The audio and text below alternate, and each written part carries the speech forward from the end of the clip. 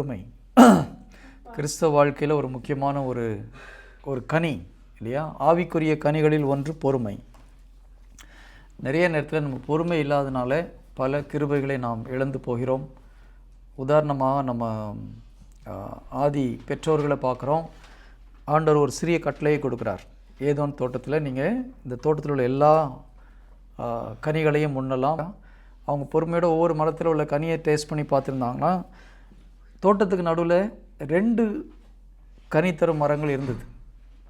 ஒன்று நன்மை தீமை அறிவதற்கு ஏற்ற கனியை கொடுக்குற ஒரு மரம், இன்னொரு மரம் இருந்தது. என்ன மரம் அது? வாழ்வுக்கு அழைத்து செல்லும் ஒரு மரம். அதனுடைய ஒரு கனியை இருந்தது. அவங்க பொறுமையாக ஒவ்வொரு கனியை சாப்பிட்டுட்டே வந்திருந்தாங்கன்னா இந்த வாழ்வுக்கு அழைத்து செல்லும் மரத்துடைய கனியை சாப்பிட்டு தான் என்ன இருக்கும், அதோட சாவே கிடையாது, டெஸ்ட்டு முடிஞ்சு போயிருக்கும். சரி, நல்லா ஞாபகம் வச்சுக்கோங்க. கடவுள் வச்ச டெஸ்ட்டு நிறைய பேருக்கு புரியல. நிறைய பேர் ஏதோ ஒரு கட்டளையை கொடுத்தாருன்னு நினச்சிட்ருக்காங்க. அப்படி கிடையாது. எந்த ஒரு டெஸ்ட்டாக இருந்தாலும் ஒரு டைம் உண்டு. நீங்கள் காலேஜில் ஒரு டெஸ்ட் வச்சா 1 மணி நேரத்து டெஸ்ட் இருக்குது, இல்லை 3 மணி நேரம் ஒரு டெஸ்ட் இருக்குது. அதே போல் பிதா வைத்த டெஸ்ட்டுக்கு ஒரு குறிப்பிட்ட காலகட்டம் உண்டு. எப்பொழுது இந்த வாழ்வழிக்கும் மரத்தின் கனியை சாப்பிடுகிறார்களோ அதோட டெஸ்ட் முடிஞ்சு போச்சு. அதான் டெஸ்ட். ஆனால் பிதா அதை சொல்லலை. சொல்லினா அப்புறம் நேராக போய் அந்த கனியை போய் சாப்பிட்ருப்பாங்க இல்லையா? இவர்கள் பொறுமையோடு என்னுடைய வார்த்தையை நம்புகிறார்களான்னு பார்த்தார். அவங்க கடவுளுடைய வார்த்தையை நம்பினாங்க. ஆனால் அவங்க ஒவ்வொரு மரத்துடைய கனியை சாப்பிட்டு போகிறதுக்குள்ள பொறுமை இல்லை. அப்படி செய்திருந்தார்கள் என்றால் அவர்கள் இந்த வாழ்வழிக்கும் மரத்தின் கனியை உண்டு இருப்பார்கள். அதோட டெஸ்ட் முடிஞ்சு போயிருக்கும். என்றும் நாம் இதிலே வாழ்ந்திருக்கலாம், பாரடைஸ்லேயே வாழ்ந்திருக்கலாம். அவர்கள் பொறுமை இல்லாதனால அவசரப்பட்டு என்ன பண்ணுறாங்க, வேற ஒரு கனியை சாப்பிட்றாங்க. இதே போல் தான் நம்முடைய வாழ்க்கையிலையும் நிறைய இறை வார்த்தை அறிக்கை பண்ணுறோம். 1 நாள் 2 நாள் 3 நாள் அறிக்கை பண்ணுறோம் இல்லையா? 1 மாதம். அதுக்கப்புறம் இது நடக்குமா நடக்காதா தெரியலன்னு ஒரு சந்தேகம் வருது. இப்போ பாருங்கள், நம்பிக்கை செயல் வடிவம் பெறணுன்னா பொறுமை மிக மிக அவசியம். ஒரு சில காரியங்கள் இன்ஸ்டண்ட்டாக நடக்கும். ஒரு சில காரியங்கள் பொறுமையை நம்முடைய எந்த அளவுக்கு நமக்கு பொறுமை இருக்குதோ அதை பொறுத்து தான் சக்ஸஸ் இருக்குது. ரொம்ப நாளுக்கு முன்னால் படித்த ஒரு கதை ஞாபகம் வருது. ஒரு தந்தை வயதான காலத்தில் இறக்கும் முன்னால் ஒரு சின்ன ஒரு உயிலை பிள்ளைங்கக்கிட்ட கொடுத்துட்டு போகிறார். அதில் என்ன சொல்கிறார், அவருக்கு ஒரு லேண்ட் இருக்குது. அந்த லேண்டில் ஒரு பர்டிகுலர் பிளேஸில் அடியில் ஒரு புதையல் வச்சுருக்கிறேன். ஒரு ட்ரெஷர்னு சொல்லுவாங்க, புதையல் தானே, புதையல். ஓகேயா? அதை போய் நீங்கள் தோடி எடுத்துக்கோங்கப்பா. அது உங்கள் வாழ்க்கைக்கு தேவையான எல்லா பணத்துக்கும் விட ஜாஸ்தியாகவே அதில் நான் ஜுவல்ஸ்லாம் வச்சுருக்கேன்னு சொல்லி உயிரை கையில் கொடுத்துட்டு இறந்து போயிடுறார். அவர் சின்ன பையன் பார்க்குறான். சரி அப்புறம் பார்த்துக்கலாம், இதில் இத்தனை வருஷத்தில் நம்ம பெரிய பணக்காரங்களாக ஒன்று இருந்தது கிடையாது. அப்பா சொல்கிறதுல உண்மையிலே நம்பிக்கை உண்மை இருக்குமா இல்லையான்னு தெரியலன்னு விட்டுடுறான். பெரிய பையன் அப்பா சொன்னதை நம்பி போயிட்டு என்ன பண்ணுறான், அந்த இடத்த கண்டுபிடிச்சி நிலத்தை தோன்றார். 1 அடி 2 அடி 3 அடி ஒரு 20-25 அடி தோண்டின அப்புறம் பெரிய பையன் என்ன பண்ணுறான், இது அப்பா ஏதோ நம்மளை ஏமாற்றிட்டாருன்னு சொல்லிட்டு விட்டுட்டு வெளியே வந்துடுறான். அப்போ சின்ன பையனுக்கு திடீர்னு ஒரு எண்ணம் வருது, அப்பா இது வரைக்கும் வாழ்க்கையில் நம்மகிட்ட பொய்யே சொன்னது கிடையாது, பெரிய பணக்காரராக இல்லை, ஆனால் அவர் இது வரைக்கும் பொய் சொன்னதில்லை, அவர் சொன்னால் உண்மை தான் இருக்குன்னு சொல்லி இவன் என்ன பண்ணுறான், அந்த 30 அடியிலேருந்து தோண்ட ஆரம்பிக்கிறான். 32வது அடியில் பொக்கிஷம் இருக்குது. இப்படி தான் சில நேரத்தில் நம்ம பொக்கிஷத்தை மிஸ் பண்ணிடுறோம். 1 மாதம் 2 மாதம் தொடர்ந்து ஜெபிக்கிறோம். அதுக்கப்புறம் ஒரு சந்தேகம் வருது, உண்மையிலே இது நடக்குமா நடக்காதான்னு சொல்லிட்டு என்ன பண்ணுறோம், அந்த நல்ல காரியத்தை நம்ம விட்டுறோம். அப்போது நம்பிக்கை மாத்திரம் இருந்தால் போதாது, நம்பிக்கை நிறைவடைவதற்கு பொறுமை மிக மிக அவசியமாக இருக்கிறது. கிறிஸ்தவ வாழ்க்கையில் எந்த அளவுக்கு நம்பிக்கை ரொம்ப முக்கியமோ அதே அளவுக்கு பொறுமையும் முக்கியம். நம்பிக்கையும் பொறுமையும் ட்வின் பிரதர்ஸ்ன்னு சொல்லுவாங்க, இரட்டை சகோதரர்கள். அப்படின்னு என்னென்னா ஒன்று இல்லாமல் ஒன்று கிடையாது. எப்பொழுது பொறுமையை இழக்கிறோமோ நம்ம நம்பிக்கை இழந்துட்டோன்னு அர்த்தம். எப்பொழுதெல்லாம் நாம் பொறுமையை இழக்கிறோமோ அப்பொழுது நாம் நம்பிக்கையை இழந்து விட்டோம். ஃபெய்த் என்ன சொல்லுது, இப்போ நடக்கும்னு சொல்லுது. நம்பிக்கை என்ன சொல்லுது, இப்போது இன்றைக்கி நடக்கலனாலும் நான் நம்புவேன்னு சொல்லுது. அப்போ ரெண்டும் தேவைப்படுது. இப்போ இயேசு கிறிஸ்து சில காரியங்களை நமக்கு ஏற்கனவே பரலோகத்தில் செஞ்சு முடிச்சிட்டார். எல்லா காரியமும் செஞ்சு முடிச்சிட்டார். ஒரு சிலது இன்ஸ்டண்ட்டாக நடக்குது, ஒரு சிலது டிலே ஆகுது. உதாரணமாக ஒரு சில நோய்க்கு நம்ம ஜெபிக்கும் பொழுது ஆன் த ஸ்பாட்டில் குணமடைகிறது. சில நேரத்தில் கொஞ்சம் டிலே ஆகுது. அப்போ மனசில் என்ன வருது, இது நடக்குமா நடக்காதா தெரியல. ஒரு கடன் பிரச்சனைக்கு ஜெபிக்கிறோம், ஒரு மாதம் ஜெபிக்கிறோம், கடன் பிரச்சனை வெளியில் போன மாதிரி தெரியல. ஆட்டோமேட்டிக்காக நமக்கு ஒரு சில சந்தேகங்கள் வருது, இது போகுமா போகாதா. இங்கே தான் நமக்கு பொறுமை மிக மிக மிக அவசியமாக இருக்கிறது. இப்போ நிறைய பேர் கேட்டோன்னா பொறுமை இருக்கானா, இருக்குன்னு சொல்லுவாங்க. உண்மையிலே பொறுமைக்கு டெஃபினேஷன் என்னன்னு பார்க்குறது ரொம்ப ரொம்ப அவசியமாக இருக்கிறது. ஓகேங்களா? பொறுமைக்கு டெஃபினேஷன் சொல்கிறேன், தயவுசெய்து எழுதிக்கோங்க. ஓகே, ஸ்க்ரீனில் தான் இருக்குண்ணா பிரதர். கவின் வேணும் அந்த ஃபுல் ஸ்க்ரீனில் போட்டு விடுமா? ஓகே, ஒரு செகண்ட் இருங்க பிரதர். இப்போ தெரியுதா? ஃபுல் ஸ்க்ரீனில் நான் ஃபுல் ஸ்க்ரீனில் வந்தால் நான் உங்களை பார்க்க முடியாது பிரதர், அதனால தான் நான். ஓகே ஓகே ஃபைன், பார்த்தா தான் நல்லா இருக்கா? Very good. சரி, இப்போது நம்ம பைபிள்லேருந்து ஒரு சில எக்ஸாம்பிள் எடுத்து பார்க்கலாம். 1 சாமுவேல் 13வது அதிகாரம் 8வது இறை வார்த்தை. 1 சாமுவேல் 13:8.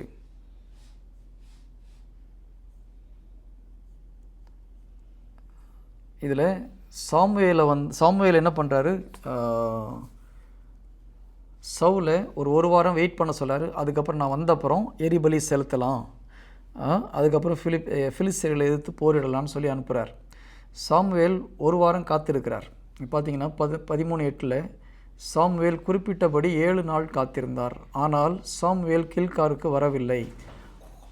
ஆகவே மக்கள் அவரை விட்டு சிதறத் தொடங்கினர். நல்லா கவனிச்சுக்கோங்க, சாமுவேல் ஒரு வாரம் கழித்து வரேன்னு சொல்கிறாரு. ஆனால் ஒரு வாரத்தில் சாமுவேல் வரலை.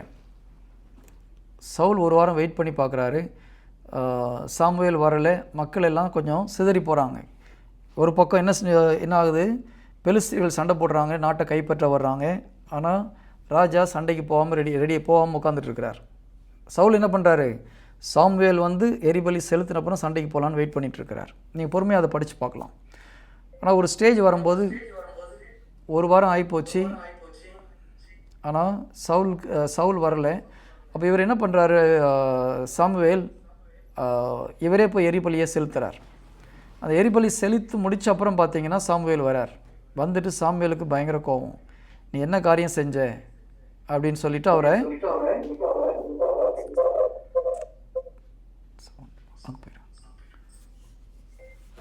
எரிபலி செலுத்து முடித்த அப்புறம் சாமுவேலுக்கு ஒரு பயங்கர கோபம் நீ முட்டாள்தனமான காரியத்தை செஞ்சுட்ட, இப்படி செஞ்சுருக்கக்கூடாது அப்படின்னு சொல்கிறார்.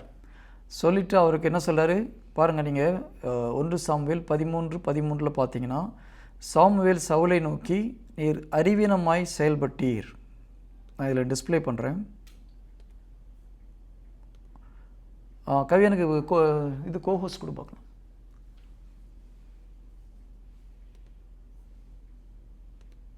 யாரெல்லாம் பைபிள் எடுத்திருக்கீங்க? 1 சாமுவேல் 13வது அதிகாரம். எடுத்துட்டிங்களா? அதை நான் இதில் போடுறேன், தெரியுதுங்களா? இதில்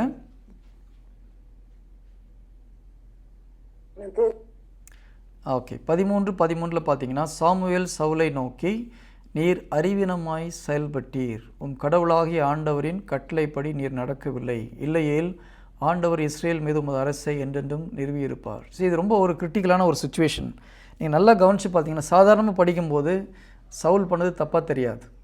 ஏன்னா சாமுவேல் என்ன சொல்கிறாரு, 7 நாள் கழித்து நான் வருவேன், எரிபலி செலுத்தலாம், அதுக்கப்புறம் பிலிஸ்தீர் மேலே சண்டைக்கு போகலான்னு சொல்கிறாரு. 7 நாள் முடிஞ்சு போச்சு, சாமுவேல் வரலை.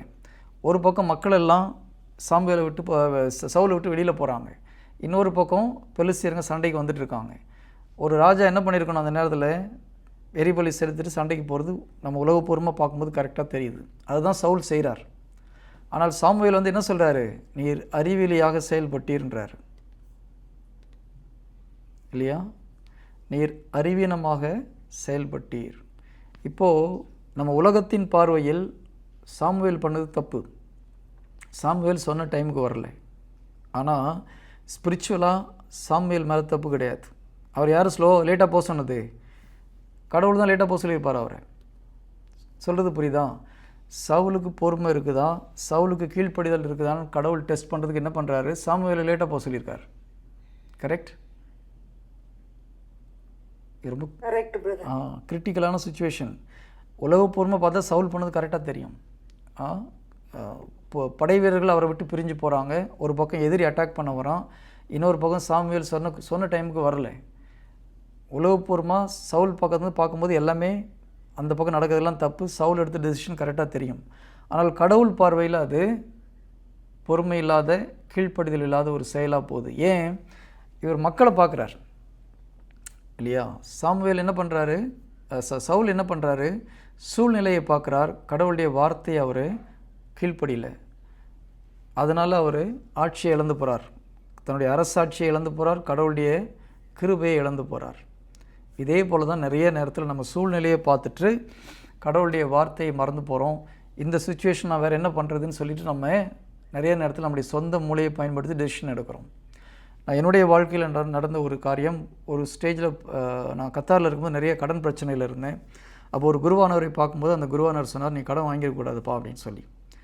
இப்போது நான் என்ன சொன்னேன்னா, ஒரு கம்பெனி நடத்துகிறோம், பிஸ்னஸில் லாஸ் ஆகுது, வேலைக்காரனுக்கு சம்பளம் கொடுக்கணும், அப்போ கடன் வாங்கி கொடுக்காமல் என்ன பண்ணுறது பிரதர், கடன் நம்ம சம்பளம் கொடுக்காமல் இருக்க முடியாது.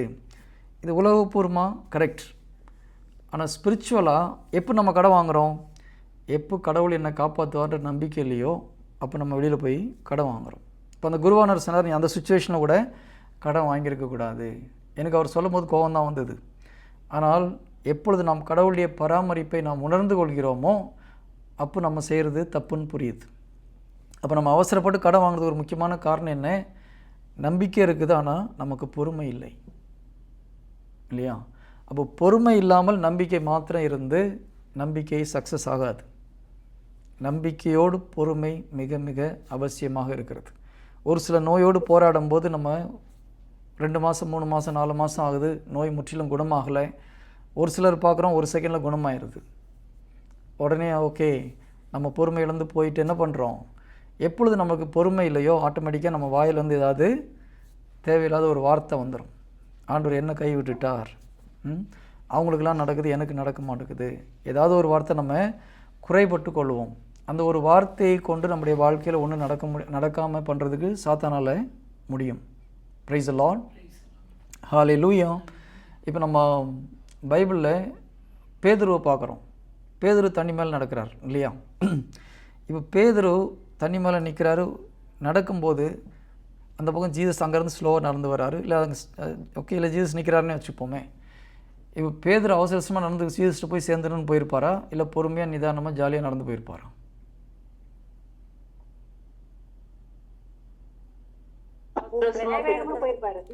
வேக வேகமாக போயிருப்பார் இல்லையா? நிச்சயமாக வேக வேகமாக போயிருப்பார்.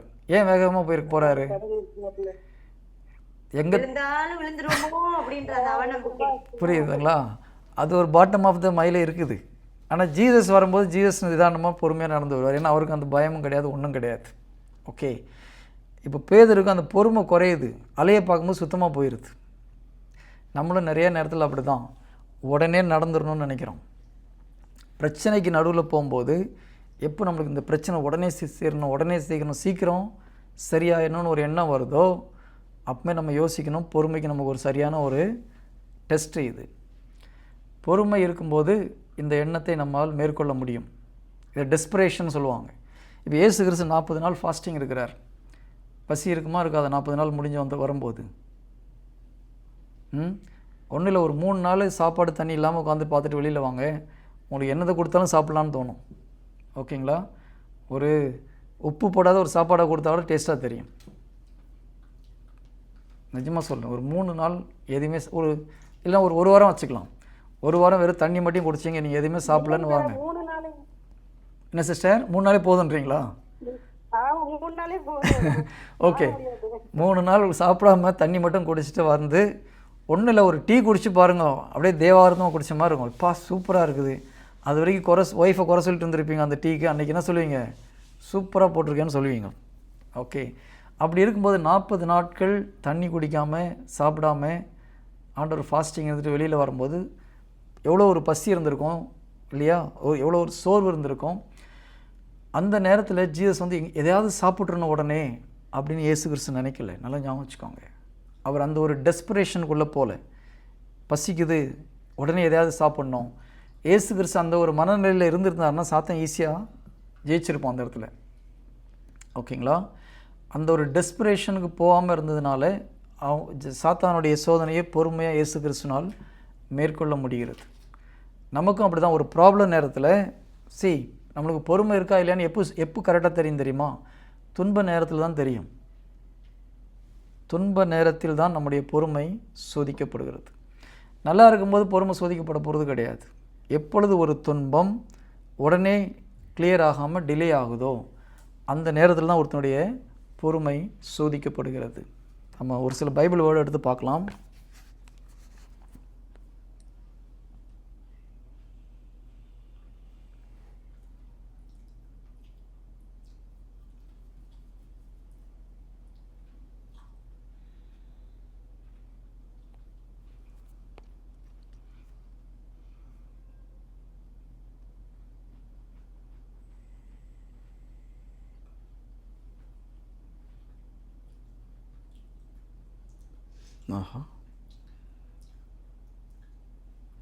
ஓகே, ரோமர் 12:12 எல்லாம் யாக்கோபு 1:3 எடுத்துக்கலாம். யாக்கோபு 1வது அதிகாரம் 3-4 இறை வார்த்தைகள். யாக்கோபு 1வது அதிகாரம்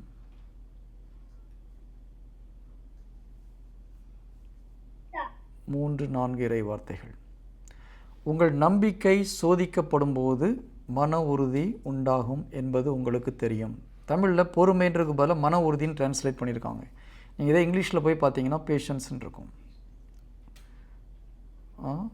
knowing this that the trying of your faith works patience. அப்போ எப்போ மன உறுதி உண்டாகிறது? உங்களுடைய நம்பிக்கை சோதிக்கப்படும் போது. ஒருத்தருடைய நம்பிக்கை எப்படி சோதிக்கப்படும்? பல வகையான சோதனைகள் வழியாக துன்பங்கள் வழியாக சோதிக்கப்படுது இல்லையா? பாருங்கள், யாக்கோபு 1:2 பாருங்கள். என் சகோதர சகோதரிகளே, பல வகையான சோதனைகளுக்கு உள்ளாகும் போது நீங்கள் மகிழ்ச்சியாக இருக்க வேண்டும் என்பதை கருத்தில் கொள்ளுங்கள். பல வகையான சோதனைகள், இங்கிலீஷில் ட்ரிபுலேஷன் இருக்குது. ஸோ சோதனைகள், டெம்ப்டேஷன்ஸ், வாட்டெவர், எந்த ஒரு பிரச்சனைக்குரிய காரியம் வரும்போது உங்கள் நம்பிக்கை சோதிக்கப்படுகிறது. இந்த நம்பிக்கை சோதிக்கப்படும் போது தான் உங்களுக்கு மன உறுதி, அதாவது பொறுமை உண்டாகிறது. இந்த பொறுமை தான் உங்கள் மன உறுதி நிறைவான செயல்களால் விளங்கட்டும். இந்த பொறுமையால் தான் நம்முடைய ஆக்ஷன் கரெக்டாக கொண்டு வர முடியும். பொறுமை இல்லைன்னா நம்ம ஆக்ஷன் தப்பாக போயிடும். நமக்கு நம்பிக்கை இருந்தால் கூட பொறுமை இல்லை என்றால் நம்முடைய செயல் தவறாக போய்விடும். நிறைய நேரத்தில் நம்ம நம்பிக்கை இருக்குதுன்னு சொல்கிறோம், ஆக்ஷனில் வரும்போது என்ன ஆகுது? ஒரு பயம் வருது இல்லையா? ஒரு தவறான ஒரு வார்த்தை வந்துடுது, ஒரு அவநம்பிக்கையான ஒரு வார்த்தை வந்துடுதுன்னா பொறுமை நமக்கு இல்லை. குறிப்பாக சுச்சுவேஷன் ரொம்ப மோசமாக இருக்குது. இப்போ பாருங்கள், நம்மளுக்கு ஒரு சுச்சுவேஷன் சரியில்லை, நோயில் கஷ்டப்படுறோம். இப்போ நம்ம ஃபெய்த்தில் டிக்ளேர் பண்ணும்போது உடனே ஒரு மிராக்கிள் நடந்துச்சுன்னா அது சிம்பிள். நிறைய நேரத்தில் அப்படி நடக்குது, சில நேரத்தில் அப்படி நடக்கிறது கிடையாது. ஓகேயா?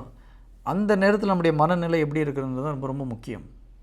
நாம் நம்பிக்கையோடு அறிக்கை செய்யும் பொழுது ஒரு செகண்டில் அந்த நோய் குணமாகலை அல்லது சூழ்நிலை மாறலை, அந்த சுச்சுவேஷனில் உங்களால் ஒரே மனநிலையோடு நம்பிக்கையில் இருக்க முடியுதான்.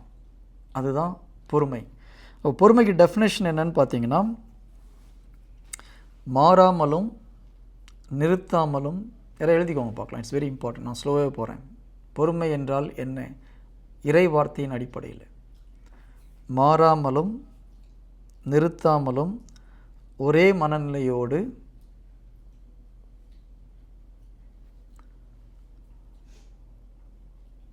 Constantly and consistently having the same attitude. மாறாமலும் நிறுத்தாமலும் ஒரே மனநிலையோடு சூழ்நிலையை பார்க்காமல்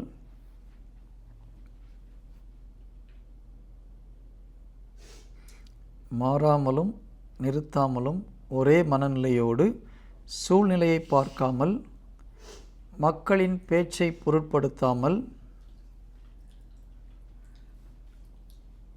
மக்களின் பேச்சை பொருட்படுத்தாமல், மாறாமலும் நிறுத்தாமலும் ஒரே மனநிலையோடு சூழ்நிலையை பார்க்காமல், மக்களின் பேச்சை பொருட்படுத்தாமல் நம்பிக்கையோடு செயல்படுவதற்கு பெயர் பொறுமை. நம்பிக்கையோடு செயல்படுவதற்கு பெயர் பொறுமை. இப்போ இதில் ஒவ்வொரு வார்த்தையுமே ரொம்ப முக்கியமானது. ஒன்று, மாறாமல். என்ன மாறாமல்? இன்றைக்கி நம்ம வந்து ஒரு ப்ராப்ளத்தை வெளியே வர்றதுக்காக ஒரு வார்த்தையை 100 முறை அறிக்கை பண்ணுறோம்.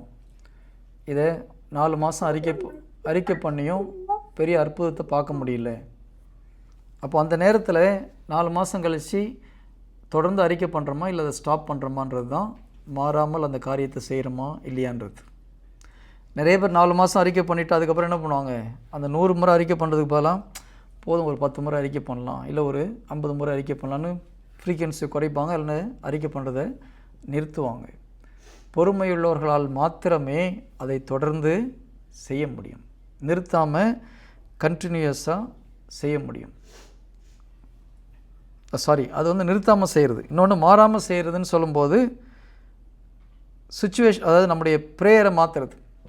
இந்த இது அறிக்கை பண்ணுறது ஒர்க் ஆக மாட்டேங்குது, நம்ம வேறு ஏதாவது ஜெபமாலை சொல்லலாம், இல்லை ஜெபமாலை சொல்கிறது வேலை செய்ய மாட்டேங்குது, நம்ம 4 கோயிலுக்கு சுற்றிட்டு வரலாம். இதுக்கு பேர் பொறுமை கிடையாது, இல்லையா?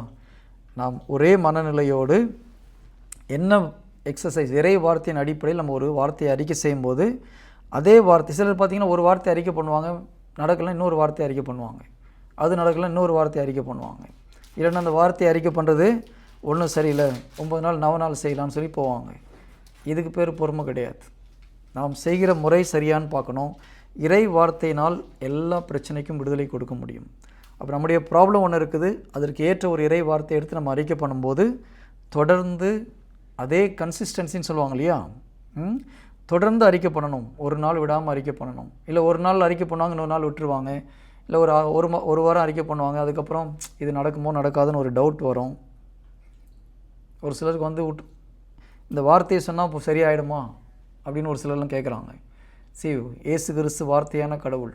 வார்த்தையில் எல்லா பிரச்சனைக்கும் விடுதலை உண்டு. நல்லா ஞாபகம் வச்சுக்கோங்க. நான் அடிக்கடி சொல்கிற ஒரு வார்த்தை, இறை வார்த்தையினால் ஒரு பிரச்சனைக்கு தீர்வு கொடுக்க முடியலன்னா இயேசு கிறிஸ்துனால் அந்த பிரச்சனைக்கு தீர்வு கொடுக்க முடியலன்னு அர்த்தம். இயேசு கிறிஸ்துனால் தீர்வு கொடுக்க முடியாத ஒரு பிரச்சனை இருக்கா உலகத்தில்? இல்லை. அப்படி அதை நீங்கள் நம்பினீங்கன்னா இறை வார்த்தையினால் எந்த பிரச்சனையாக இருந்தாலும் தீர்வு கொடுக்க முடியும்.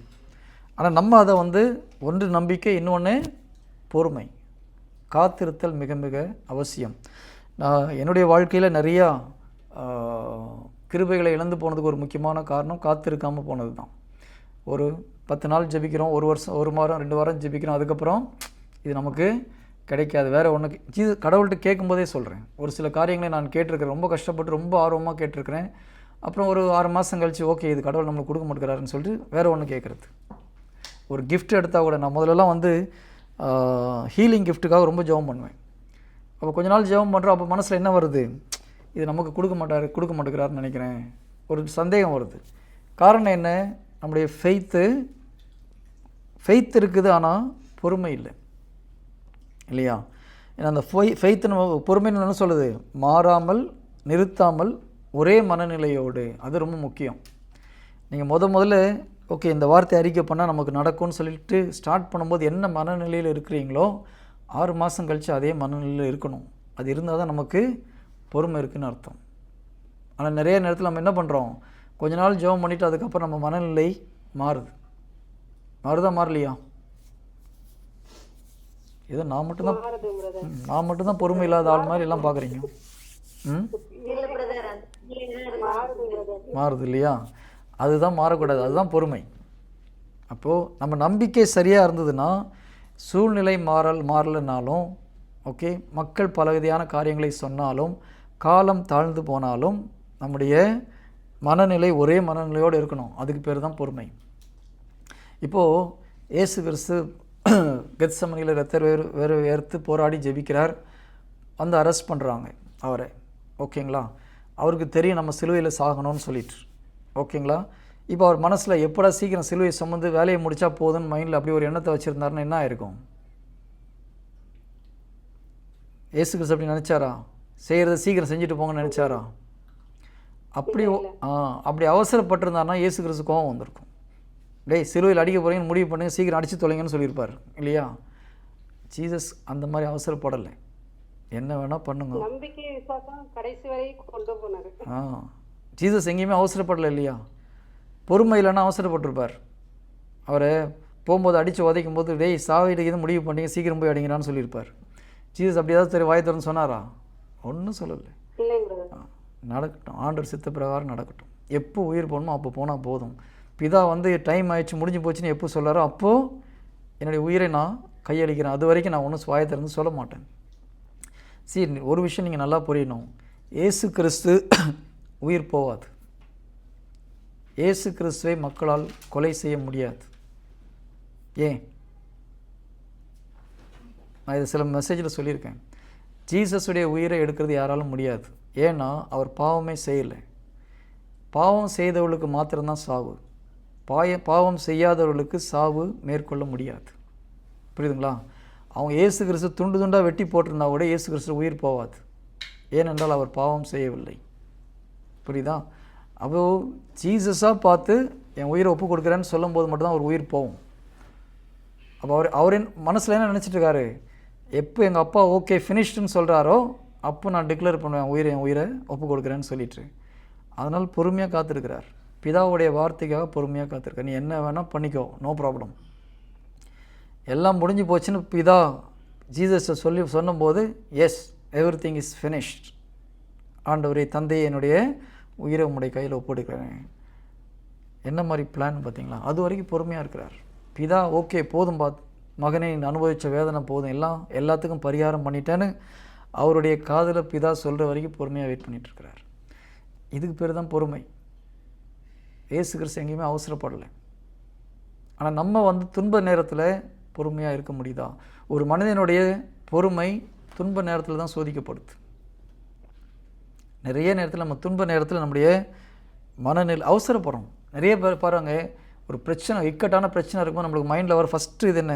எப்போ இது சீக்கிரம் முடியும்னு தெரியல, எவ்வளோ சீக்கிரம் இந்த பிரச்சனை வெளியே வரும், ஆண்டவரே சீக்கிரம் பிரச்சனையை சரி பண்ணுங்க. ஜெபிக்கிறோமா ஜெபிக்கலையா? போப் ஃப்ரான்சிஸ் நமக்கு என்ன சொல்லார் தெரியுமா? பிரச்சனை போயிடணும்னு ஜெபிக்காதீங்க, பிரச்சனையை மேற்கொள்வதுக்குள்ள கிருபை வேணும் ஜெபம் பண்ணுங்கன்னு சொல்கிறார். ஓகேங்களா? எப்பொழுதுமே பிரச்சனை போகணும்னு ஜெபிக்கிறது தப்பு. இப்போ ஒரு 10ஆம் கிளாஸ் படிக்கிற பையனை வச்சுக்கோங்களேன், அன்று எக்ஸாம் வரக்கூடாதுன்னு ஜெபிச்சா அந்த ஜெபம் சரியா? சரி கிடையாது இல்லையா? நடக்குது. அப்புறம் நம்பிக்கையால் நடக்க முடியாதுன்னு எதுவும் கிடையாது. ஒரு 2 வருஷம் இப்போ எக்ஸாம் இல்லாமல் இருந்தா இல்லையா சிஸ்டர்? அதனால் எது நடக்காதுன்னு சொல்ல முடியாது. நம்புறவனுக்கு எல்லாம் நடக்கும். ஓகேங்களா? ஆனால் அந்த ஜெபம் சரியா? எனக்கு எக்ஸாமே வேண்டாம் அப்படின்னு ஜெபிக்கிறது சரியா? ஆனால் நிறைய நேரத்தில் நம்ம அப்படி தான் ஜெபிக்கிறோம். அன்றே இந்த பிரச்சனையை என்னை விட்டு போயிட்டோம், இந்த பிரச்சனை எனக்கு வேண்டாம், பிரச்சனையிலேருந்து எனக்கு விடுதலை கொடுங்க. அதுக்கு பதிலாக கடவுள் எப்படி ஜெபிக்க சொல்கிறார் நம்மளை? இந்த பிரச்சனையை மேற்கொள்வதற்கு உள்ள கிருபை எனக்கு கொடுங்கன்னு ஜெபிக்க சொல்கிறார். அப்போ தான் நீங்கள் அந்த எக்ஸாமை பாஸ் பண்ண முடியும். இந்த எக்ஸாமை பாஸ் பண்ணிங்கன்னா அடுத்து ஒரு டெஸ்ட் வரப்போகுது. நீங்கள் இந்த எக்ஸாமை பாஸ் பண்ணலன்னா மறுபடியும் இதே டெஸ்ட் வேறு ஒரு வகையில் வரப்போகுது. நல்லா ஞாபகம் வச்சுக்கோங்க. ஒரு பிரச்சனை வருது, இந்த பிரச்சனையிலேருந்து எப்படியாவது தப்பிக்கிறது வழியை காமிங்க, நான் எனக்கு வேண்டாம், இந்த பிரச்சனை எனக்கு வேண்டான்னு சொல்லிங்கன்னா இந்த பிரச்சனைக்கு பதிலாக மறுபடியும் ஒரு பிரச்சனை அதே மாதிரி வந்து நிற்கும். அப்போ இன்னொரு ஊருக்கு சிலர் என்ன பண்ணுறாங்க, ஒரு பிரச்சனைக்காக இந்த ஊரை விட்டு இன்னொரு ஊருக்கு போகிறாங்க, இந்த வீட்டை விட்டு இன்னொரு வீட்டுக்கு காலி பண்ணி போகிறாங்க. அதெல்லாம் சொல்யூஷன் கிடையாது. எப்பொழுது அந்த பிரச்சனையை நம்ம மேற்கொள்கிறோமோ அப்போ தான் அந்த பிரச்சனையிலேருந்து வெளியே வர முடியும். அடுத்த பிரச்சனை ஒன்று ரெடியாக இருக்கும். அதை மேற்கொள்றதுக்குள்ள கிருபையை நம்ம கேட்கணும், தவிர இந்த பிரச்சனை வேண்டாம் ஆண்டவரேன்னு ஓட முடியாது. புரியுதா? நிறைய மக்கள், கிறிஸ்தவ மக்கள் என்ன பண்ணுறோம், ஆண்டவரே இந்த பிரச்சனையை நீங்கள் எடுத்துருங்க, தூக்கிடுங்க, வேண்டாம், எங்களுக்கு இது வேண்டாம். கடவுள் இதுலேருந்து தப்பிக்கிறதுக்கு தான் வழியை சொல்லுவார், தவிர இந்த பிரச்சனையை வேணான்னு சொல்ல முடியாது. அது ஓவர் கம் பண்ணுறதுக்கு நமக்கு கிருபையை கேட்க வேண்டும். ஒவ்வொரு ஸ்டெப்பாக நம்ம ஒவ்வொரு பிரச்சனை மேலே போக பிரச்சனை பெருசாகுமா சிறுசாகுமா? அப்போ நம்ம மைண்ட் என்ன இருக்கணும், ஓகே நான் 10th பாஸ் பண்ணிட்டு இப்போ 12th எக்ஸாமை பாஸ் பண்ணுவேன், அடுத்தது காலேஜை பாஸ் பண்ணுவேன். அப்படி தான் நம்ம வாழ்க்கையில் ஒரு பிரச்சனையை நம்ம ஃபேஸ் பண்ணணும். ஓகே சின்ன பிரச்சனைலாம் சரி பண்ணிட்டு இப்போது பெரிய பிரச்சனை கொடுங்க ஆண்டவரேன்னு பெரிய பிரச்சனை கொடுங்க ஆண்டவரேன்னு கேட்குற அளவுக்கு வந்துடணும். இசபெல்லா சிஸ்டர் கவனிங்க நல்லா. நம்ம மனநிலை எப்படி இருக்கணும்? அடுத்தது பெரிய பிரச்சனையாக கொடுத்தாலும் நான் சால்வ் பண்ண ஆண்டவரேன்னு வரணும். அப்போ தான் நம்மளுக்கு உண்மையான நம்பிக்கையில் இருக்கிறோன்னு அர்த்தம். நிறைய பேர் ஐயோ ஆண்டவரேன்னு அழ ஆரம்பிச்சிடுறாங்க. எனக்கு எதுக்கு இந்த பிரச்சனை, நான் என்ன தப்பு பண்ணேன், எல்லாம் புனிதராக வாழ்கிற மாதிரி ஒரு கேள்வி. நிறைய கிறிஸ்தவங்க கேட்குற கேள்வி என்னது, நான் யாருக்கு என்ன துரோகம் பண்ணேன், நம்ம என்ன பாவமே பண்ணாமலாம் இருக்கிறோம். பாவமே பண்ணாதவரே பேசாமல் இருந்தார். கரெக்டாக? ஏசு கிறிஸ்து பிதாவை பார்த்து எனக்கு ஏன் இந்த சோதனைன்னு கேட்கல. ஆனால் நிறைய கிறிஸ்தவங்களை என்ன கேட்குறோம், எனக்கு ஏன் இந்த கஷ்டம், அவனுக்கெலாம் ஒரு பிரச்சனையும் இல்லை, நான் என்ன தப்பு பண்ணிட்டேன். உண்மையிலே நம்ம கேட்குற கேள்வி சரியா? ஸோ நம்ம யாரும் புனிதராக வாழ்ந்துடல. ஸோ அதனால் பிரச்சனை வரும்போது எனக்கு ஏன் வந்ததுன்னு கேட்காம இதை மேற்கொள்வதற்கு உள்ள கிருபை எனக்கு கொடுங்க ஆண்டவரே, அதுதான் முக்கியம். ஏன்னா ஒவ்வொரு பிரச்சனையை மேற்கொள்ளும் போது தான் நம்ம உண்மையிலே பலப்படுத்தப்படுகிறோம். ஒரு மனிதன் உண்மையிலே எப்போ ஸ்ட்ராங் ஆகிறான், பிரச்சனையை ஒன்று ஒன்றா மேற்கொள்ளும் பொழுது தான் நம்ம மன உறுதி அடைகிறோம். நம்மளால் நம்முடைய உண்மை விசுவாசம் கரெக்டாக இருக்குன்றது அப்போ தான் ஆண்டவர் சர்டிஃபை பண்ணுறார். பிரச்சனையே வரலைன்னா நம்மளுக்கு ஃபெய்த் ஒழுங்காக இருக்குன்றதுக்கு எப்படி என்ன அர்த்தம் இல்லையா? சரி, நல்லா ஆவியில் நிரம்பி நம்மளுக்கு எந்த பிரச்சனையும் இல்லைன்னு வச்சுக்கோங்க, பண பிரச்சனை இல்லை, உடல் நல்ல பிரச்சனை இல்லை, குடும்பத்தில் சமாதானம், எல்லாமே சூப்பராக போயிட்டுருக்குதுன்னா ஃபெய்த்தை டெஸ்ட் பண்ண முடியுமா? ஒன்றுமே முடியாது. ஒன்றும் இல்லைன்னு எல்லாம் சூப்பராக அப்படி இருக்கும்போது எல்லாம் அலையிலேன்னு சூப்பராக பாட்டு பாடுறது ரொம்ப ஈஸி. ஓகேங்களா? ஆனால் ஆண்டவர் நம்ம இயேசு கிறிஸ்துடைய வாழ்க்கையில் பாருங்கள், தாபோர் மலையில் போய் மறுரூபமாகிறாரு. 3 சீடர்கள் கூட இருக்கிறாங்க. சீடர்களுக்கெல்லாம் பயங்கர சந்தோஷம், ஏன்னா கடவுளுடைய பிரசன்னத்தை நேராக உணர்கிறாங்க. அப்போது பேதுரு என்ன சொல்கிறாரு, ஆண்டவரே நம்ம கீழெல்லாம் போக வேண்டாம், இங்கேயே ஒரு டென்ட் அடிச்சுக்கலாம், உங்களுக்கு ஒரு டென்ட்டு, மோசஸ்க்கு ஒரு டென்ட்டு, எலியாவுக்கு ஒரு டென்ட்டு, நாங்கள் ரோட்டில் படுத்துக்கிறோம், ஒன்றும் ப்ராப்ளம் கிடையாது, நாங்கள் வெளியில் படுத்துக்கிறோம். அதுக்கு அர்த்தம் அப்படி தானே, நாங்கள் 3 டென்ட் அடிக்கிறோம், அவங்களுக்கு அடிக்க சொல்கிறார், நாங்கள் வெளியில் கூட படுத்துக்கிறோம், இங்கே சூப்பராக இருக்குது. பிதா என்ன சொல்கிறாரு, இறங்கி கீழே போங்கடான்றாரு இன்டைரக்டாக. அதுக்கு என்ன சொல்ல, பையன் சொல்கிறத கேளுங்க. இப்போ அந்த மலையிலேருந்து அடுத்தது எந்த மலைக்கு கூப்பிட்டு போனார் ஜீசஸ்? தாபூர் மலையிலேருந்து தாபூர் மலையிலேருந்து இறங்கி எந்த மலைக்கு போகிறாங்க? கல்வாரி மலைக்கு போகிறார். இங்கே மூணு பேரும் சூப்பராக இருந்துன்னு சொன்னவங்க கல்வாரி மலையில் ஒருத்தரையும் காணும். அந்த 3 பேரும் துண்டை காணும், துணியை காணும், ஓடி போயிட்டாங்க. கரெக்டாக? ஒருத்தர் ட்ரெஸ் எல்லாம் கழட்டி போட்டு ஓடினாருன்னு பைபிளில் இருக்குது. ஒருத்தர் 3 முறை மறுதளிக்கிறார், 4வது ஆள் எங்கே போனாருன்னு தெரியல. அப்போது தாபூர் மலையில் போகிறதுக்கு எல்லாருக்குமே ஆசையாக இருக்குது, கடவுளுடைய பிரசன்னத்தை உணர்றதுக்கு ரொம்ப சந்தோஷமாக இருக்குது, கடவுளுடைய க்ளோரியை பார்க்குறது எல்லாம் சந்தோஷமாக இருக்குது. ஆனால் கடைசியில் கிறிஸ்துவ வாழ்க்கை எங்கே போய் நிறைவேறணும்?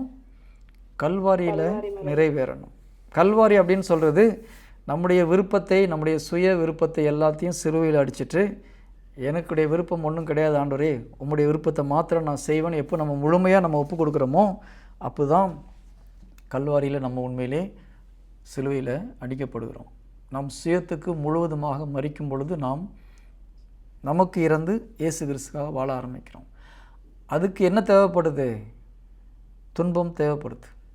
துன்ப நேரத்தில் நம்ம எப்படி நடந்து கொள்கிறோம்? அவசரப்படுறோமா? ஒரே மனநிலையோடு பொறுமையாக இருக்கிறோமா? நம்பிக்கையும் இருக்கணும், அதே நேரத்தில் ஒரே மனநிலையோடு நம்மால் பொறுமையாக இருக்க வேண்டும். இது ரெண்டும் சேர்ந்து போகும்போது தான் கல்வாரி மலையில் நம்ம மேலே போய் சேர முடியும். அன்னை மரியாளுக்கு அந்த ஒரு மனநிலை இருந்தது, நம்பிக்கை இருந்தது, பொறுமையும் இருந்தது இல்லையா? அவங்களும் அவசரப்படலை. கண்ணு முன்னால் பையனை அவ்வளோ கொடுமைப்படுத்தும் பொழுதும் வாயை திறந்து ஒரு வார்த்தை சொல்லலை. நமக்கு எப்பொழுது பொறுமை போகுதோ நம்ம வாயிலேருந்து வர வார்த்தை அவசரப்படுத்தும். ஆண்டவரே சீக்கிரம் சீக்கிரம் இந்த பிரச்சனை எப்படியாவது உடனே வெளியே வந்துடணும். எப்பொழுது நம்ம பிரச்சனை விட்டு உடனே வெளியே வந்துடணும்னு நினைக்கிறோமோ பொறுமை நமக்கு வரலன்னு அர்த்தம். பிரச்சனை நேரத்தில் நம்ம ஜெபிக்க வேண்டியது இதை ஓவர் பண்ணுறதுக்குள்ள கிருபை. அது என்ன அர்த்தம்னா, நீங்கள் ஸ்பிரிச்சுவலாக இந்த லெவல்லேருந்து அடுத்த லெவலுக்கு போகிறதுக்குள்ள சக்தி வேணும்னு கேட்குறோம். அது தாண்டி போகும்போது இன்னொரு பிரச்சனை வரும், அதை தாண்டி போகும்போது இன்னொரு பிரச்சனை வரும்.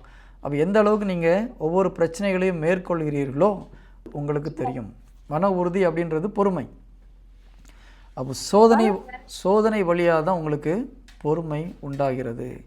பிரச்சனையே இல்லைன்னா உங்களுக்கு பொறுமை உண்டாகாது. புரியுதுங்களா? சோதனைக்கு மத்தியிலே, வேதனைக்கு மத்தியிலே தான் ஒரு மனிதனுக்கு பொறுமையை கடவுள் கற்றுக் கொடுக்குறார். அப்போ எனக்கு சோதனை வேண்டாம், வேதனை வேண்டாம், துன்பம் வேண்டாம், பிரச்சனை வேண்டாம்னோம்னா பொறுமையை அந்த சோதனை நேரத்திலும் நம்முடைய மனம் தளராமல் ஒரே மனநிலையோடு இருக்கும்போது தான் நம்மளுடைய செயல்கள் கடவுளுக்கு பிடித்தமான செயல்களாக மாறும். இங்கே பாருங்கள், உங்கள் நம்பிக்கை சோதிக்கப்படும் போது பொறுமை உண்டாகும், மன உறுதி உண்டாகும் என்பது உங்களுக்கு தெரியும். உங்கள் மன உறுதி நிறைவான செயல்களால் விளங்கட்டும். அப்போ நம்ம கடவுளுக்கு விரும்பிய செயல்களை செய்யணும்னா இந்த மன உறுதின்னு டிரான்ஸ்லேட் பண்ணியிருக்காங்க, இங்கிலீஷில் பேஷன்ஸ் தான் இருக்குது. உங்கள் பொறுமை நிறைவான செயல்களால் விளங்கட்டும், அப்போது எக்குறையும் என்று முற்றும் நிறைவு உள்ளவர்களாக இருப்பீர்கள். நம்ம எந்த ஒரு குறையும் இல்லாமல் கடவுளுக்கு முன்னால் நிறைவுள்ளவர்களாக இருக்கணும்னா நம்பிக்கை பிரச்சனைகள் வழியாக சோதிக்கப்படும் பொழுது நம்முடைய பொறுமையின் வழியாக செயலில் வரணும். நம்பிக்கை சோதிக்கப்படும் போது பொறுமை உண்டாகிறது. இந்த பொறுமை இருக்கும்போது தான் நம்முடைய செயல் நிறைவானதாக இருக்கும். அப்பொழுது தான் கடவுள் முன்னால் நம்முடைய செயல் பர்ஃபெக்டாக அமையும். அதனால் சோதனை கிறிஸ்துவ வாழ்க்கைக்கு அவசியம். ஒரு சில வேதனைகளும் வரும் பொழுது அப்போ தான் நம்ம சோதனை கரெக்ட், நம்முடைய நம்பிக்கை சரியாக இருக்கான்னு தெரியும், நமக்கு பொறுமை இருக்கானோ தெரியும். இதெல்லாம் சோதிக்கப்படும்போது தான் நம்முடைய செயல்களில் நிறைவான செயல்களாக அமையும். Praise the Lord. Hallelujah. Hallelujah. Bible வந்து எக்ஸாம்பிள்லாம் நிறைய இருக்குது. பைபிள் எக்கச்சக்கமான எக்ஸாம்பிள் இருக்குது. பழைய ஏற்பாட்டில் யோசேப்பு பார்க்குறோம். ஒரு யாக்கோபுடைய பிள்ளையாக இருக்கிறார். சொந்த அண்ணன் தம்பிகளே அடித்தவரை ஒரு அடிமையாக விற்று போடுறாங்க. கடைசியில் ஒரு இடத்துல போய் வேலை செய்கிறார், நல்லா முன்னேற்றம் அடைகிறாரு. கடைசியில் அங்கே ஒரு லேடி ஒரு தப்பு பண்ணதுனால இவர் மேலே பழியை போட்டு மறுபடியும் தூக்கி ஜெயிலில் தூக்கி போடுறாங்க இல்லையா? நம்மளாக இருந்தால் என்ன பண்ணியிருப்போம்? புலம்பி தள்ளியிருப்போம். கரெக்டாக? ஆண்டவரே, நான் என்ன தப்பு பண்ணேன்? எதுக்கு எனக்கு இந்த தப்பு? அந்த அம்மா தப்பு பண்ணாங்க, நான் அது கூட உடன்படலை, நல்லது செஞ்சதுக்கு எனக்கு இந்த பிரச்சனையானுக்கு புலம்பியிருப்போம். யோசேப்பு ஒன்றும் புலம்பலை. சரி, அவருக்கு பாருங்கள், யோசேப்புடைய ஒரு ப்ளஸ் பாயிண்ட் நம்ம கவனிக்கணும். அந்த சிறையில் இருக்கும்போது கூட அவருடைய கஷ்டம் அவருக்கு பெருசாக தெரியல. சிறையில் இருந்த 2 பேருடைய கஷ்டம் அவருக்கு பெருசாக தெரியுது. அவர் 2 பேருடைய முகம் வாட்டமாக இருக்குது. அதுதான் அவருக்கு பெரிய விஷயமா தெரியுது. ஒரு சாதாரண கிறிஸ்தவன் வந்து என்ன பண்ணியிருப்பான்? நானே வந்து நூலாகி போயிட்டு அவன் எப்படியா இருந்துட்டு போன்னு போயிருப்பான் இல்லையா? ஆனால் யோசேப்பு வந்து கேட்குறார், இன்று உங்கள் முகம் ஏன் வாட்டமாக இருக்கிறது? இதுதான் ஒரு நல்ல கிறிஸ்தவனுக்கும் ஒரு சாதாரண மனுஷனுக்குள்ள வித்தியாசம். நீங்கள் உண்மையிலே கடவுளுடைய பிள்ளையாக இருக்கிறோன்னா உங்களுக்கு மற்றவங்க பிரச்சனை பெருசாக இருக்கணும், உங்கள் பிரச்சனை உங்களுக்கு பெருசாக தெரியக்கூடாது. எப்பொழுது நம்முடைய பிரச்சனை நமக்கு பெருசாக தெரியுதோ நமக்கு உண்மையிலே கடவுளுடைய அன்பு நம்மிடமிருந்து வெளிப்படவில்லை. நான் மறுபடியும் சொல்கிறேன், எப்பொழுது உங்கள் பிரச்சனை உங்களுக்கு மனசில் அதிகமாக யோசிச்சுட்டு இருக்கிறீங்க அப்படின்னா, உங்களுடைய பிரச்சனையை அதிகமாக யோசித்து கொண்டு இருந்தீங்கன்னா இன்னும் உங்களுக்கு கடவுளுடைய அன்பு உள்ளத்திலிருந்து வெளியில் பொங்கி வரலன்னு அர்த்தம். என்னதான் நீங்கள் ஒரு பிரச்சனை உங்களுக்கு நடந்து சோதனையில் போயிட்டு இருந்தாலும் உங்களுக்கு மற்றவங்களுடைய பிரச்சனை கண்ணுக்கு முன்னால் வந்ததுன்னா உண்மையிலே கடவுளுடைய அன்பு உங்கள் உள்ளத்தில் பொழியப்பட்டது வெளியில் வந்துட்டுருக்குன்னு அர்த்தம். நான் கொஞ்ச நாளுக்கு முன்னால் அப்துல் கலாம் அவருடைய வீடியோ ஒன்று பார்த்தேன். அவர் ஒரு பேட்டி எடுக்கிறாங்க. அதில் அந்த பேட்டி எடுக்கிற ஒரு இளைஞர் அவர் கேட்குறாரு, நீங்கள் ஒரு கிரேட் லீடர்னு நாங்கள் எல்லாமே விசுவசிக்கிறோம். ஒரு கிரேட் லீடருக்கு இருக்க வேண்டிய ஒரு முக்கியமான பண்பு அப்படின்னு சொல்லிங்கன்னா ஒரே ஒரு பண்பு சொல்லுங்கள் பார்க்கலாம் அப்படின்னு சொல்லி கேட்குறாரு.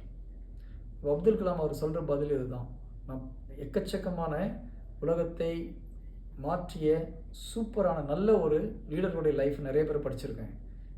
உலகத்தை ஆட்டி படைச்சவங்கள உண்மையாக மக்களுக்காக வாழ்ந்த நல்ல ஒரு லீடர்ஸுடைய நிறைய பேருடைய வாழ்க்கையை நான் படித்திருக்கிறேன்.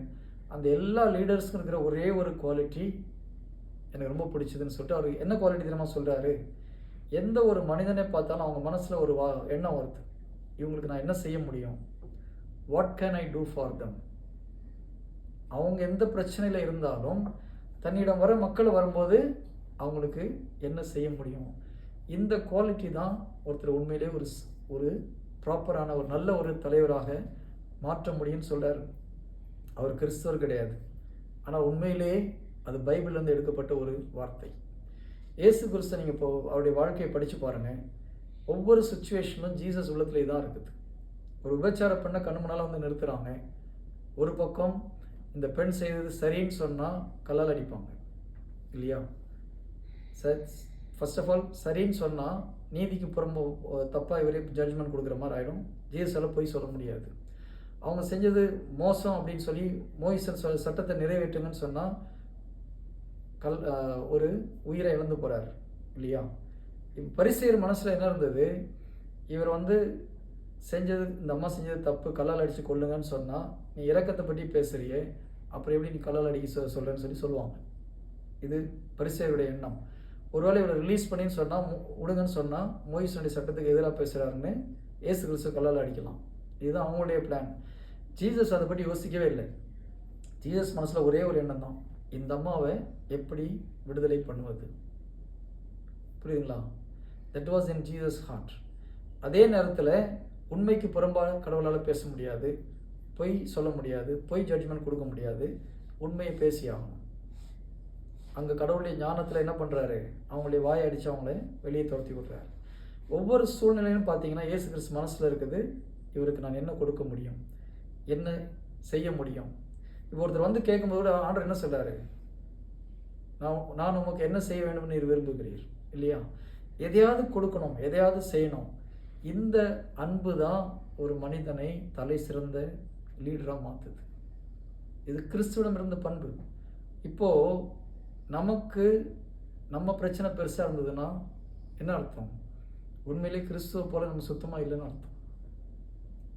நாம் ஒரு உண்மையான கிறிஸ்துவ வாழ்க்கை வாழ்கிறோன்னா நம்முடைய பிரச்சனை பெருசாக நமக்கு தெரியக்கூடாது. நமக்கு முன்னால் இருக்கவங்க பிரச்சனை பெருசாக தெரியணும். எப்படியாவது ஒரு உதவி செய்யணுமே. உங்களுக்கு ஒன்றுமே முடியலாம், அட்லீஸ்ட் உட்காந்து ஜெபிக்கலாம் இல்லையா? அதோட பெரிய உதவி எதுவும் கிடையாது. முடிந்தால் ஒரு 10 நிமிஷம் அவங்களோட உட்காந்து பேசுறது, ஒரு ஆறுதலான ஒரு வார்த்தையை சொல்கிறது. இதைத்தான் ஜீசஸ் பைபிளையும் சொல்கிறார். நான் தனிமையில் இருந்தேன், ஆஸ்பத்திரியிலேருந்து என்னை பார்க்க ஒருத்தரும் வரல, சிறையிலேருந்து என்னை கவனிக்க ஒருத்தரும் வரல, ஆடை இல்லாமல் இருந்தேன், ஒருத்தரும் ஆடையை கொடுக்கல. ஏன்? நம்ம ஒருத்தரை பார்க்கும்போது நமக்கு அந்த ஒரு எண்ணம் வரணும், அந்த அன்பு. பிரைஸ் தி லார்ட், ஹல்லேலூயா. அப்போது நமக்கு அப்படி ஒன்று வரலைன்னா முதல்ல நம்முடைய அடிப்படையான கேரக்டரில் எங்கேயோ ஒன்று தப்பாக இருக்குது. நிறைய பேருக்கு நம்முடைய பிரச்சனை பெருசாக இருக்குது, நம்மளோட பிரச்சனை உடனே சரியாகணும், உடனே கிளியர் ஆகணும். இன்னொன்று சொல்லட்டுமா? Easy method. நீங்கள் கடவுளுடைய காரியத்தை செய்யும் பொழுது உங்கள் காரியத்தை அவர் பார்த்துக்கொள்வார். கடவுளுடைய காரியத்தை நீங்கள் செய்யும் பொழுது உங்கள் காரியத்தை அவர் பார்த்துக்கொள்வார். பிரைஸ் தி லார்ட், ஹல்லேலூயா. அதனால நாம் நம்பிக்கை சோதிக்கப்பட வேண்டும். நமக்கு வர ஒவ்வொரு போராட்டமும் நம்பிக்கைக்கு எதிரான போராட்டம். நம்ம நம்பிக்கையை காத்துக்கொள்ளணும்னா கூடவே எதிர்க்கணும், பொறுமை இருக்க வேண்டும். நம்பிக்கையும் பொறுமையும் உடன்பிறப்பு. அப்போ அந்த மனநிலை மாறாமல் ஒரே சீரான நம்பிக்கையோடு நம்மளால் போராட முடிஞ்சதுன்னா நிச்சயமாக வெற்றி உண்டு. Amen. Praise the lord. Okay, யாராவது டவுட் இருந்தால் கேட்கலாம், இல்லைன்னா நம்ம சாட்சியத்துக்கு கடந்து செல்லலாம். Any doubt? So yes sister. நம்ம கலாத்தியர் 3:13 அறிக்கையிடுறோம்ல, ஆபிரகாமுக்கு கிடைத்த ஆசி எனக்கு கிடைக்கவும் அப்படின்னு. அப்ப கடவுளோட பிளெஸிங் தானே நம்ம சந்தோஷமா இருக்குது. அப்ப நமக்கு இப்படி துன்பம் வராம இருக்கிறது பிளெஸிங்னு நினைக்கிறது தப்பா? சிஸ்டர், பிளெஸிங் நல்லது, நான் இல்லைன்னு சொல்லலை. ஆனால் சோதனையே வராதுன்னு நினைக்க முடியாது. ஓகேங்களா? சோதனையே இல்லாத வாழ்க்கை கிறிஸ்துவ வாழ்க்கை கிடையாது. ஜீசஸ் எங்கேயுமே உங்களுக்கு சோதனை வராதுன்னு சொல்லவே இல்லை இல்லையா? சொல்லியிருக்காரா அப்படி? கஷ்டமே வராது, சோதனையே வராது, ட்ரிபுலேஷனே வராதுன்னு எங்கேயும் சொல்லலை. புனித பவுல் சொல்கிறாரு, நான் முதல்ல உங்களுக்கு சொன்னேன், அதாவது you will go through tribulation. Tribulation வந்து கிறிஸ்துவுக்காக பாடுபடுறது. ஓகேங்களா? சோதனைகள் உங்களுக்கு உண்டுன்னு முதலே சொல்லியிருந்தா அது வந்துடுச்சு, நீங்கள் தைரியமாக அதை எதிர்கொள்ளுங்கள். அதனால் இயேசு கிறிஸ்து புயல் அடிக்காத வாழ்க்கையில் பிரச்சனை வராதுன்னு சொல்லலை, பிரச்சனையை மேற்கொள்றதுக்குள்ள சக்தியை கொடுக்குறாரு. இப்போது இயேசு கிறிஸ்து நான் உலகை ஜெயித்தேன்னு சொல்கிறார். என்ன அர்த்தம்? பிரச்சனையை மேற்கொண்டேன்னு சொல்கிறார். ஓகேங்களா? கிறிஸ்துவ வாழ்க்கை என்பது பிரச்சனையே இல்லாத வாழ்க்கை கிடையாது. ஓகேங்களா? ஆசீர்வாதம் உண்டு, டெஃபினட்டாக உண்டு, ஆசீர்வாதம் உண்டு. இப்போது அபிரகாமுக்கு பிரச்சனை வரலையா? அவருக்கு சோதனை இருந்ததா இல்லையா சிஸ்டர்? வியூலா சிஸ்டர் இருந்தது பிரதர். Abraham okay. முதல்ல வந்து அப்ரஹாம் பொறுமையை கற்றுக்கிட்டாரா கற்றுக்கலையா? அப்ரஹாம் லைஃபே எடுத்துக்கலாம். இது ஒரு 5-10 மினிட்ஸ் போகும்னு நினைக்கிறேன். Will take about Abraham's life. Abraham 75 வயசில் ஆண்டவர் கூப்பிடுறார். ஓகேங்களா? அவருக்கு கேட்டது ஒரே ஒன்று தான், ஆண்டரே எனக்கு ஒரு குழந்தை வேணும்னு சொல்லிட்டு. ஓகேங்களா? 85 வயசு ஆச்சு. 10 வருஷமாக ஆண்டவர் சொன்னதெல்லாம் செஞ்சு குழந்தை கிடைச்சிதான்? கிடைக்கல. இப்போது சாராளுக்கு பொறுமை இழந்து போயிட்டாங்க. கரெக்டாக? நல்லா கவனிச்சுக்கோங்க. இது ஒரு என்ன சொல்கிறது, ஓகே ரெக்கார்ட் பண்ணல, பட் கேர்ஃபுல்லாக கவனிங்க. அப்ரஹாம் குழந்தை பெற தகுதியானவர்னு யாருக்கு தெரிஞ்சது? சாராவுக்கு தெரிஞ்சது. கரெக்டாக? கணவன் மனைவி உறவுகளுக்கு தெரியுமா தெரியாதா? தெரியும். சாராவுக்கு புரிஞ்சது அப்ரஹாம் உடம்பு டிஃப்ரெண்ட் ஆகிட்டு வருதுன்னு சொல்லிட்டு. ஆனால் சாரா உடம்புல ஒரு மாற்றமும் வரல. அப்போ யார் ஃபெய்த்தில் ப்ராப்பராக க்ரோ ஆகிட்டு வந்தது? அப்ரஹாம். ஓகே. அப்ரஹாம் வந்து குழந்தையை பெற்றுக்கொள்ள முடியும்னு சாராவுக்கு தெரியலன்னா சாரா வந்து ஒரு வேலைக்காயோட படுத்து குழந்தையை பெற்றுக்கொடுன்னு சொல்லுவாங்களா? சொல்ல மாட்டாங்க இல்லையா? அப்போ அவங்களுக்கு தெரிஞ்சது அப்ரஹாம் பாடியில் டிஃப்ரென்ஸ் இருக்குது, அதனால் நீ ஒரு வேலைக்காரியோட குழந்தையை பெற்றுக்கோன்னு சொல்லிட்டு. இன்னும் கொஞ்சம் பொறுமையாக இருந்திருந்தாங்கன்னா அப்ரஹாம் சாராவும் சீக்கிரம் என்ன ஆயிருப்பாங்க, அந்த உடல் அவங்களுக்கு சரியாக ஆகிட்டுருக்கும். அவங்களுக்கு பொறுமை இல்லை, சாராளுக்கு பொறுமை இல்லை. அதான் பிரச்சனை. அப்ரஹாம் தப்பு பண்ணுறாரு. அதுக்கப்புறம் மறுபடியும் ஒரு 10 வருஷம் பொறுமையாக இருக்க வேண்டியதாக இருக்குது. கரெக்டாக? இப்போ 25 வருஷம் ஒரு குழந்தைக்கு காத்திருந்து குழந்தைய பெற்றுக்கிறாங்கன்னா பொறுமை இல்லாமல் பெற்றுக்க முடியுமா? அப்ரஹாமுக்கு பொறுமையை தான் ஆண்டவர் கற்றுக் கொடுக்குறாரு. ஓகே, நம்பிக்கையோடு கூடிய பொறுமை. பொறுமைன்னு என்னது? ஒரே மனநிலை. எஸ், ஆண்டவர் சொன்னால் நடக்கும். சாரால் தான் சிரிக்கிறாங்க. அடுத்த வருடம் இதே நேரத்தில் உங்களுக்கு குழந்தை பிறகுன்னு சொல்லும்போது யார் சிரிக்கிறது? சாரா நம்பிக்கை இல்லாமல் சிரிக்கிறாங்க. அப்ரஹாம் சிரிக்கல. அப்ரஹாம் நம்புறார். அப்ரஹாம் கடவுள் சொன்னதை நம்பினார். அது அவருக்கு நீதியாக கருதப்பட்டதுன்னு வேதம் சொல்லுது. ஸோ அப்ரஹாமுடைய நம்பிக்கை இருந்தது இல்லையா? ஆனால் பொறுமை இருந்ததுனால தான் அந்த நம்பிக்கை நிலைச்சிருந்தது. யாருக்கு பொறுமை இல்லை? சாராளுக்கு பொறுமை இல்லை. நிறைய நேரத்தில் நம்மளும் இப்படி தான் பொறுமை இல்லாமல் ஒரு டெசிஷன் எடுத்து அந்த டெசிஷன் கரெக்டான டெசிஷனா தப்பான டெசிஷனா? இன்னைக்கு வரைக்கும் உலகம் ரெண்டாக இருக்கிறதுக்கு அது ஒரு முக்கியமான டெசிஷன் இல்லையா? இன்று வரை கிறிஸ்தவர்களுக்கு எதிராக ஒரு பெரிய ஒரு ரிலீஜன் இருக்குன்னா இந்த டெசிஷனால் வந்தது தான். Price the Lord. அப்போ பொறுமை மிக மிக அவசியம். நமக்கு நம்பிக்கை இருக்குன்னு சொல்லும்போது பொறுமை மிக மிக அவசியம். அப்ரஹாமுக்கு சோதனை வந்ததா வரலையா சிஸ்டர்? பியூலா சிஸ்டர் அந்த கேள்வி கேட்டாங்க. ஆசீர்வாதம் கொடுத்துருக்காரு கடவுள்? காணாலும் ஆசீர்வாதம் உண்மை இல்லைன்னு சொல்ல முடியாது. நம்ம நம்பிக்கையோடு செயல்படும்போது ஆசீர்வாதத்தை எல்லாம் சுதந்திரித்துக்கலாம். அந்த ஆசீர்வாதத்தை சுதந்திரித்துக் கொள்வதற்கு பொறுமை மிக மிக அவசியம். நான் ஒரு இறைவார்த்தையை சொல்கிறேன், அதை மட்டும் ஜஸ்ட் நோட் பண்ணிக்கோங்க.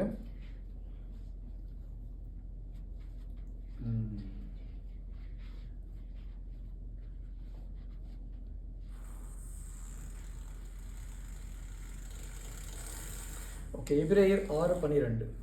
எபிரேயர் 6வது அதிகாரம் 12வது இறைவார்த்தை. நான் 1/2 an hour முடிக்கணும்னு நினச்சி இது 1 hour ஆகிடும் நினைக்கிறேன். No problem. எபிரேயர் 6:12.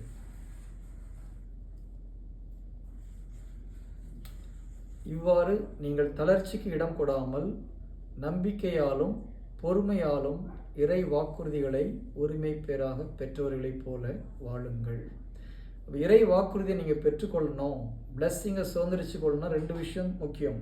ஒன்று நம்பிக்கை, இன்னொன்று என்ன வேணும்? பொறுமை. பொறுமையோடும் நம்பிக்கையோடு சேர்த்து தான் உங்களால் இறை வாக்குறுதியை பெற்றுக்கொள்ள முடியும். லூக்கா 8:15 எடுத்து பாருங்கள். லூக்கா 8வது அதிகாரம் 15வது இறை வார்த்தை. இதில் பார்த்தீங்கன்னா இந்த 4 வகையான நிலத்தை பற்றி ஆண்டவர் சொல்லிட்டு வர்றாரு. நல்ல நிலத்தை பற்றி சொல்லும்போது ஆண்டவர் என்ன சொல்கிறாரு? நல்ல நிலத்தில் விழுந்த விதையோ சீரிய நல்ல உள்ளத்தோடு வார்த்தையை கேட்டு அதை காத்து மன உறுதியான் பலன் தருகிறவர்களை குறிக்கும். இந்த மன உறுதின்றது பொறுமை. இங்கிலீஷில் பாருங்க, இது பேஷன்ஸ்னு போட்டிருக்கோம் 8:15. See, but that one that good ground are they which is a honest and good heart, having heard of the word, keep it and bring forth fruit with patience. பொறுமையினால தான் இந்த கனியை நீங்கள் கொடுக்க முடியும். நல்ல நிலத்தில் 30, 60, 100ன்னு சொல்கிறோம் இல்லையா? ஆனால் யாரால் அந்த கனியை கொடுக்க முடியும்? யாருக்கு பொறுமை இருக்கிறதோ அவர்களால் மாத்திரம்தான் கனி கொடுக்க முடியும். இப்போ பொறுமை முக்கியம் இல்லையா? ரொம்ப முக்கியம். நம்பிக்கை ரொம்ப முக்கியம். ஆனால் அந்த நம்பிக்கை செயலோடும் பெற வேண்டும் அப்படின்னா பொறுமை மிக மிக அவசியமாக இருக்கிறது. Price the Lord. வர்றதுக்கு இறை வார்த்தை எதுவும் இருக்குதா பிரதர்? அறிக்கையிடுறதுக்கு இறை வார்த்தையை படிக்க படிக்க பொறுமை உண்டாகும் சிஸ்டர். ரோமர் 8:15 பாருங்க.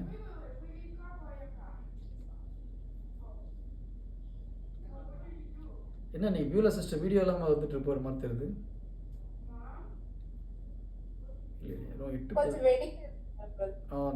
சரி ஒரே ஒரு செகண்ட். எந்த வசனம் அது?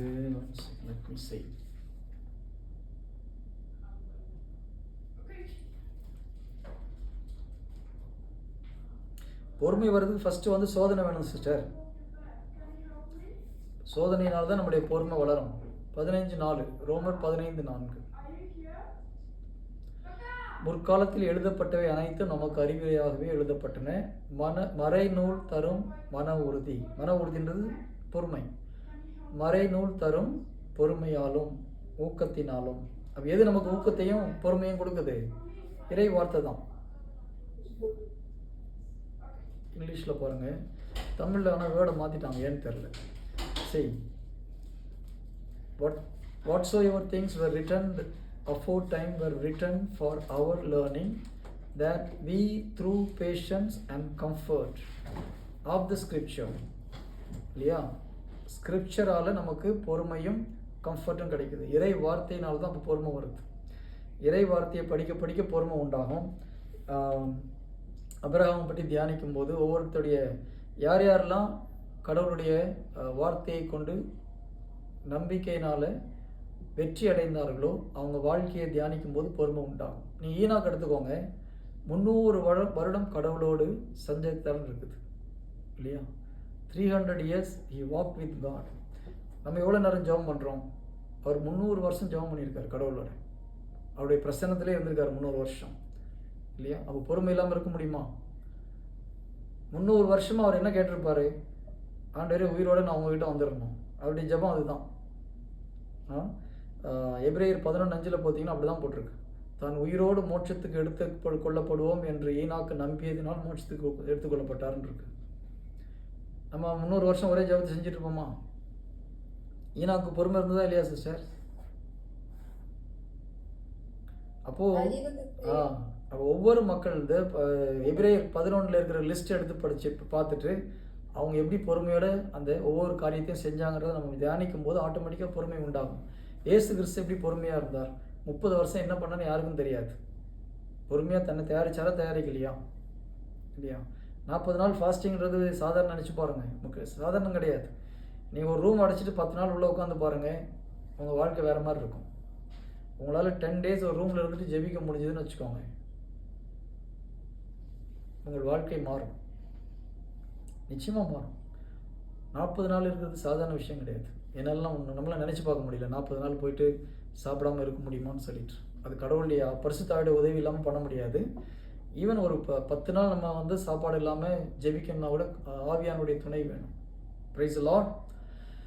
ஓகே, ஸோ துன்பத்தின் வழியாகவே நம்முடைய பொறுமை சோதிக்கப்படுகிறது. நம்முடைய பொறுமை இருக்கா இல்லைன்னு டெஸ்ட் பண்ணுறதுக்கு துன்பம் தேவை. இறை வார்த்தை நமக்கு பொறுமையை கொடுக்கிறது. ஆனால் அந்த பொறுமையை டெஸ்ட் பண்ணுறது எப்படி? துன்ப நேரத்தில் அந்த பொறுமை சோதிக்கப்படுகிறது. கரெக்டா? ஓகே. ஆனால் பொறுமை மிக மிக அவசியம். நம்பிக்கையோடு ஒரே மனநிலையோடு நம்மளால் காத்திருக்க முடிஞ்சதுன்னா எஸ், நாம் நினைத்த காரியத்தை பெற்றுக்கொள்ள முடியும். Price the lord.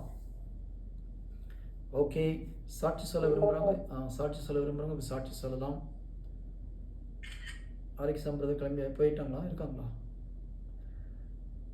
ஓகே, சாட்சி சொல்கிற நேரம் கடந்த ஒரு வார காலமாக கடவுள் உங்கள் வாழ்க்கையில் செய்த நன்மைகள், அது நன்மையாக இருக்கலாம், இறை வார்த்தை நிறையா இருக்கலாம், மனமாற்றமாக இருக்கலாம், ஒரு பாவத்திலேருந்து வெளியே வந்திருக்கலாம், அல்லது ஒரு பயத்திலேருந்து வெளியே வந்திருக்கலாம். பல வகையான நன்மைகளை கடவுள் ஒவ்வொரு நாளும் செய்கிறார். ஸோ உங்கள் வாழ்க்கையில் கடவுள் செய்த அற்புதங்களை நீங்கள் கடவுளின் நாமத்தின் மகிமைக்காக சாட்சிப்படுத்தலாம். Yes Ramkumar brother.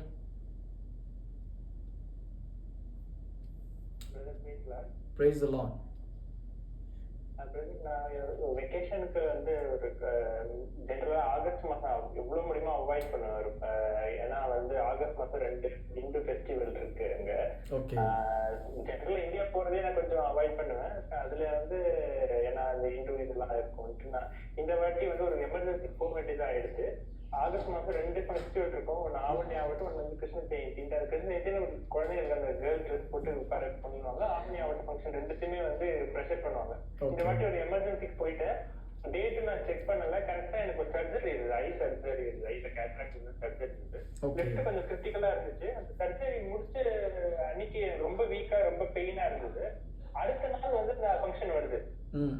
எங்க வீட்டுல எல்லாமே ஃபங்க்ஷன் ரெடி பண்றாங்க. ரெடி பண்ணிட்டு என்னையும் அந்த கலந்துக்கணும்ன்ற மாதிரி ஈவினிங் சொல்லிட்டாங்க.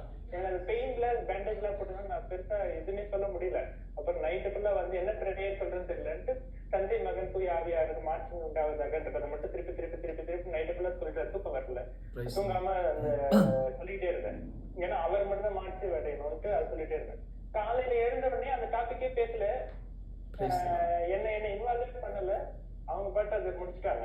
திருப்பியும் கிருஷ்ண ஜெயந்தி ஃபங்க்ஷன் வருது, திருப்பி அதை ஸ்டார்ட் பண்ணுவாங்க. நான் திருப்பியும் தந்தை மகன் தூய் மாற்றம் உண்டாவதாகன்ற ஜபத்தை மட்டும் சொல்லிட்டே இருந்தேன் திருப்பி ரோசரி மாதிரி. அப்ப என்ன ஆச்சு, திருப்பி அந்த ஃபங்க்ஷன் வரும்போது நாங்கெல்லாம் வீட்டுல இருக்கிறோம். எப்பவுமே எப்படி குழந்தைங்க பொண்ணு குழந்தைங்க 2 இருந்தாலும் அதுக்கு ட்ரெஸ்ஸாவது போடணும், ராத்திரி ட்ரெஸ்ஸஸ் போடணும்னு ஃபோர்ஸ் பண்ணுவாங்க. இந்த வாட்டி என்ன பண்ணிட்டாங்கன்னா, நாங்க இருக்கிறோம், அவங்க பாட்டு உள்ள பண்ணிட்டு அவங்க பாட்டு வந்துட்டு நார்மல் ஒரு ப்ரொஜெக்ட் பண்றோம். நாங்க இருக்கிறதே நாங்க வந்து இன்வெஸ்டிபிள் ஆயிட்டோம். அது கடவுளுக்கு நன்றி.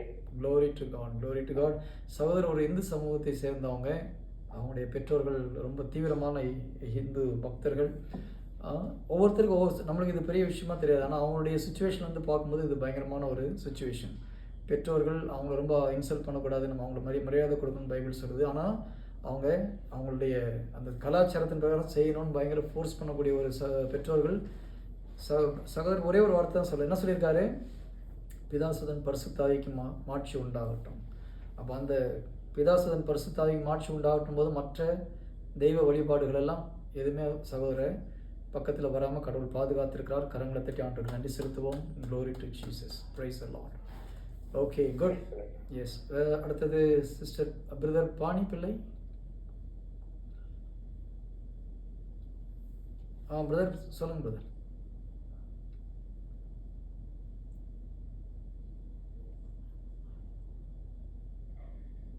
பணி பிள்ளை, சாரி ப்ரொனன்சியேஷன் தப்பாச்சு. சொல்லுங்க பிரதர், எப்படி இருக்கீங்க? கேக்குதா?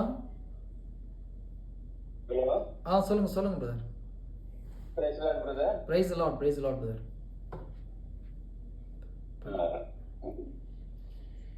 எனக்கு ஆண்டவர் நிறைய அற்புதங்கள் செய்திருக்கிறார். அதற்கு அனைத்திற்காகவும் நன்றி. முக்கியமா வந்து எனக்கு இந்த சளித்தொல்லையிலிருந்து முழுமையான விடுதலை தந்திருக்கிறார்ல. அது போக எனக்கு இந்த கைகால் வலியிலிருந்தும் இடுப்பு வலியிலிருந்தும் பூர்ண சுகத்தை தந்ததற்காக நன்றி செலுத்துகிறேன். எந்த ஒரு மாத்திரை மருந்து அதுக்காக நான் யூஸ் பண்ணல. இயேசுவின் தழும்புகளால் என்னை சுகமாக்கியதற்கு நன்றி இயேசுவே. அது அப்படி